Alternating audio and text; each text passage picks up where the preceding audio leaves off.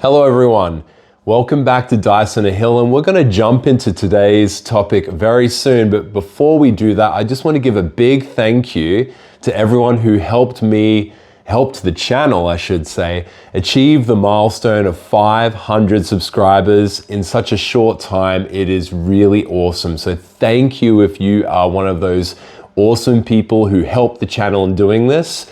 And I hope you are enjoying the content, and I hope you continue to enjoy the content and continue to support the channel. It is very much appreciated. Now, this time we're looking at digital implementations of board games, and there are 9 games we're going to be looking at. In particular, these 9 games, why am I looking at these ones? They're available right now as part of a Humble Bundle, okay? This Humble Bundle, as the time of recording right now, you've got 20 days, so it's going to be less than this by the time the video gets out, to grab this Humble Bundle. And a Humble Bundle, the idea there is that you pay in different tiers to access game keys that you can use to unlock these games on Steam. All the proceeds for the games you purchase go towards a charity. So for this particular Humble Bundle, you'll be supporting the World Wildlife Foundation. So a really good cause. So I hope you consider pledging to that one, because it would be really helpful. I should also mention as well that since purchasing these bundles gives you game keys, there happen to be some codes that I already had because I bought these games before, ahead of time. I will be giving away some of these. So if you're interested in winning one of these game keys, the first thing you need to do is you need to be a subscriber to the channel. You need to like the video, and you have to include the name of the game in your comments that you want to win. And there will be 3 games that I'll be choosing to give away, but I'm not going to tell you now what they are. You're going to have to pay attention and watch the video to be able to catch which ones are going to be up for grabs. So let's dive right into what's available. Let's start this list off strong by talking about one of my favorite games of all time. If you saw my top 10 games of all time, then you know what the number 1 was. It was Dune Imperium. This is an awesome game. Now, you will get this in this bundle, but not only that, if you mention it in the comments, this is one of the games that I am giving away. So don't miss out on that. Include the name Dune Imperium in your comment for a chance to win that one. So Dune Imperium, if you're not aware, is a hybrid of a worker placement and deck building style game. A very, very sort of clashy and close game where you're trying to claw your way up to get 10 victory points, and the points are not always so easy to obtain. You have to be in direct conflict with other players to achieve them. And you know, there can be this sort of push and pull of stealing points from the alliance tracks, and there's a lot of intrigue and deception when it comes to combats in the game. So a really fun game, and this is actually well timed. The Rise of Ix expansion will be coming out, actually is out now, the Rise of Ix expansion. However, it is not included in the Humble Bundle, but if you jump into this game and you really like it, consider grabbing it because it is a great expansion. You're going to be adding in some tiles that will upgrade your player board. Basically, you're going to get extra abilities or sometimes a one-off ability, and you're using spice to grab those. And it also introduces the dreadnoughts, which spice up combat a little bit more. Not only are they more powerful in combat, but if you win combats with them, you take over parts of the board and you gain rewards for when people go there. So be sure to check out Dune Imperium. It's a great game, my number 1 of all time. Let's jump into the next one. Okay, the next game available in this Humble Bundle is Munchkin. And Munchkin is very much a take that sort of game, if that's your sort of jam. It's not particularly my type of jam, but you know, it might be fun occasionally. And the idea is that you have a character and you're diving into a dungeon and you're trying to race to get to 10 victory points. The game calls it your character level. You're trying to get to level 10, right? And the idea here is that you are playing cards either to make yourself stronger or to sabotage the other players. It's definitely not a cooperative game. You are definitely out to get each other. And like I said, very take that-ish. The cards, you're either playing to help you win or to hurt the other people. It's not a particularly complex game. It's quite simple. And for that reason, not very exciting for me. But hey, just because it's not my jam doesn't mean it's not yours. So check it out if you're interested. That's Munchkin. The next game on this list is Sagrada, themed after those stained glass windows of the building that shares its name. And the idea here is that you are drafting dice and placing them on a player board, and there are some rules that you need to pay attention to be able to place them. So dice that share the same number or color can never be adjacently touching each other. So you're gonna end up with this very, very colorful stained glass sort of board, which is pretty cool. I really enjoy the game in person. I think the dice are very wonderful. But you'll have to see what you think of the digital implementation of the game. But there is also some goals that you're trying to achieve as well, most of which are public. You're all trying to achieve the same thing. And there can be a little bit of backstabbing and stuff like that when it comes to the drafting of dice.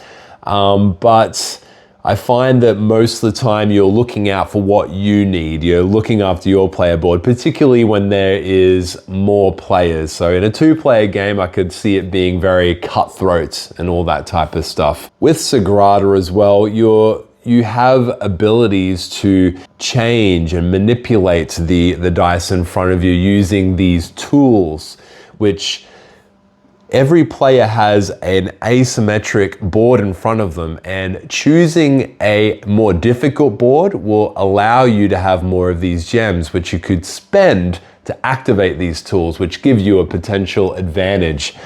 But at the same time, you've picked a harder playing board. So being able to decide whether you want that flexibility of the tools or the easier placements on your board, it's a very interesting choice. But again, if you don't spend those gems on those tools, those are additional points to the end of the game. So something as well to consider.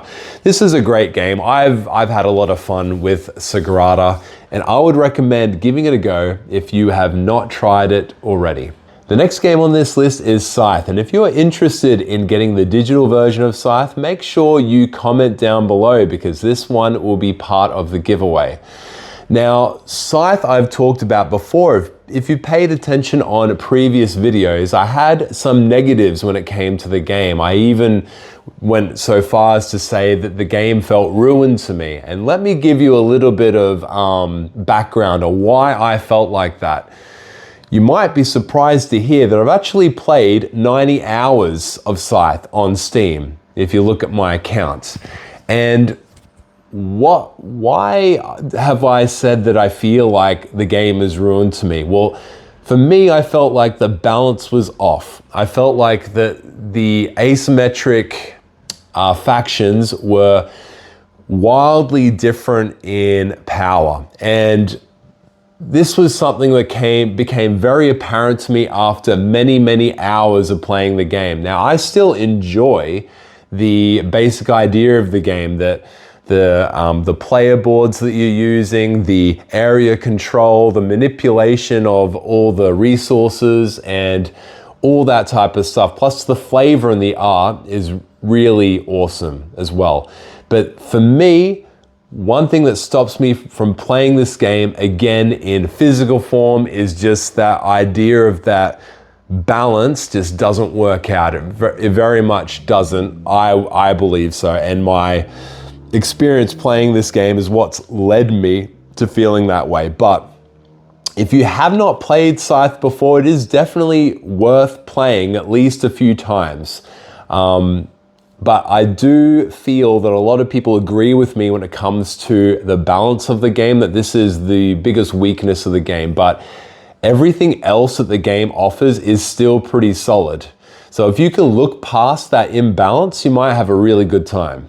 The next game that you could get in this bundle is Calico, another puzzly sort of game, but in a different way to Sagrada. You are drafting tiles and you are trying to meet certain objectives that are on your board. And this one I haven't played too much of, so I can't speak too much to it, but it does feel a bit brain burny in the sense that all the tiles you place, there are two aspects to them, the color of the tile and the patterns. And there are objectives that you're trying to meet. You're trying to, for instance, a goal tile might want you to have a particular set of patterns and colors. And because these goal tiles are set in the middle of your board, placing tiles next to this goal tile, which you need to do to satisfy these objectives, could potentially ruin your chances of completing other objectives that they're sort of next to. It's a very tight sort of board, and you have to really think ahead with your moves. And again, this is one that is subject to hate drafting, particularly in a smaller player group, because you can see ahead of time what someone might be really hunting to sort of score a personal goal. And you can take this tile to really hurt them, because you don't necessarily have to use the tile that you take, although doing so can be at a detriment because you can only have two tiles with you at a time. So you're always playing one and then taking another one. So you've only got a choice between the two in your hands. So that is Calico. Okay, the next game on this list is Root. Root's the game of the cute little woodland creatures who are out for blood, trying to get each other. This game, in my opinion, is by far the biggest learning curve when it comes to all the games on this list, because the factions are very, very much different from each other. It's like playing a different game. For instance, you've got the cat faction, which starts all over the board. They're the empire, essentially, that are occupying the woods. And then you might have a character who wanders around. You're only controlling one meeple. And then you've got a faction that is sort of rising up against the cats. And as they build momentum, their actions become more powerful. But if they happen to stumble and fall, it really sets them back quite a bit. My experience with Brute has been quite challenging. I played the game only once in person, and I felt like I never really grasped what was going on. I was sort of just, going through the motions and not really feeling super competitive, because the game suffers if you don't understand what the other characters, or other factions, I should say, at the table can do. If you don't understand that, then it makes it very tricky. There are, oftentimes you'll be running into someone and not understanding what their power is or how they plan to win. And for that reason, very, very tricky to get into. And I thus far haven't been successful in being able to play a game where I really felt stuck into it. I've always sort of felt like I was meandering around and just sort of dipping my toe in the water and not really getting into the full experience of the game. So this really does feel like a lifestyle sort of game. You could dip yourself right into this one and spend hours on it, I'm sure, but it's not something that I'm particularly find that drive and urge to do. But if it's your cup of tea, then you're gonna have a great time with Root. The next game on this list is Wingspan, and this is a game that I've put several hours into, and I've really enjoyed my time with this one.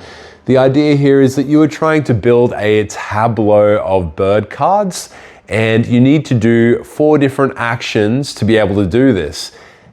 The thing is, as you play the birds on your tableau, these actions will become more and more powerful, and it's a matter of trying to figure out how am I going to get the most out of my birds. And I do enjoy the different sort of directions that you can take. You know, do you want to go with the very high costing birds that give you a lot of points, or are you going to play those really cheap ones that perhaps have no victory points on them, but really powerful effects?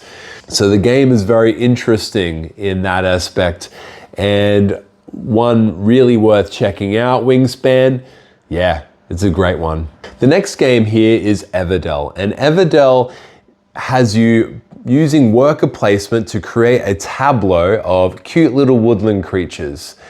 Now, this game doesn't do much different in the sense that you are always placing your workers and collecting resources, but the things to note that you might find interesting, if you haven't played Everdell before, the theme is really nice.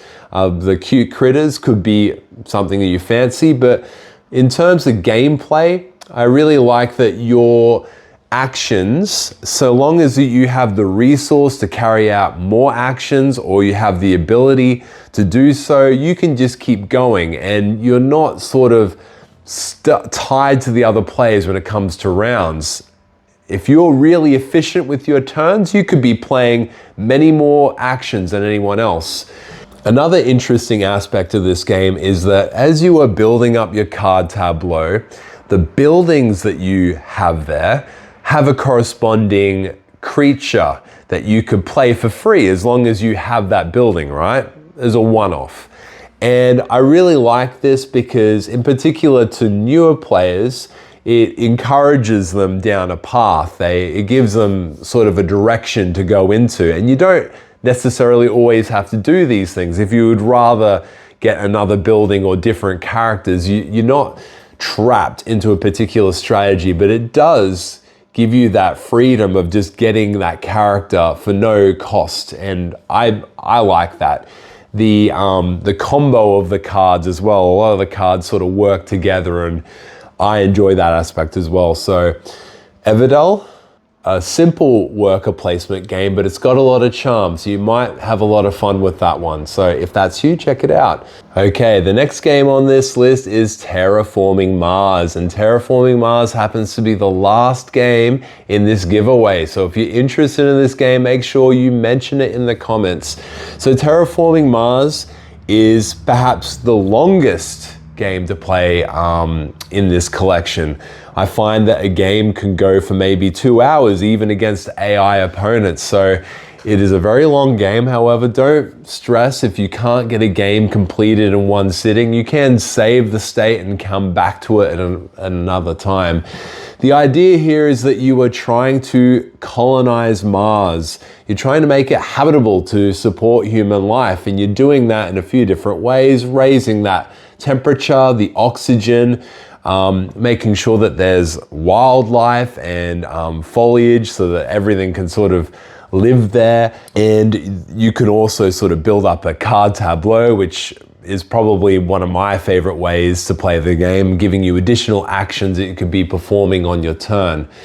Now, because this game is so long, you'll be happy to know that you can also access the Prelude expansion potentially with this bundle, depending on what tier you go for. So the Prelude expansion will speed up this game in addition to giving you access to more of the starter factions or cards that you could be drafting throughout your game. So it is definitely worth including. I haven't yet played the digital game with the Prelude expansion. I've only ever played the base game, so I'm very excited to try out that Prelude. Very, very keen indeed, and I'm really looking forward to that. All right, guys, that's all 9 games wrapped up. So if you are interested in winning one of those 3 games, make sure that you subscribe to the channel, you like the video, and that you have mentioned that down in the comments. Don't miss out. And the Humble Bundle, I'll have a link down below so you can access that as well. Thank you for watching, guys, and I'll catch you later.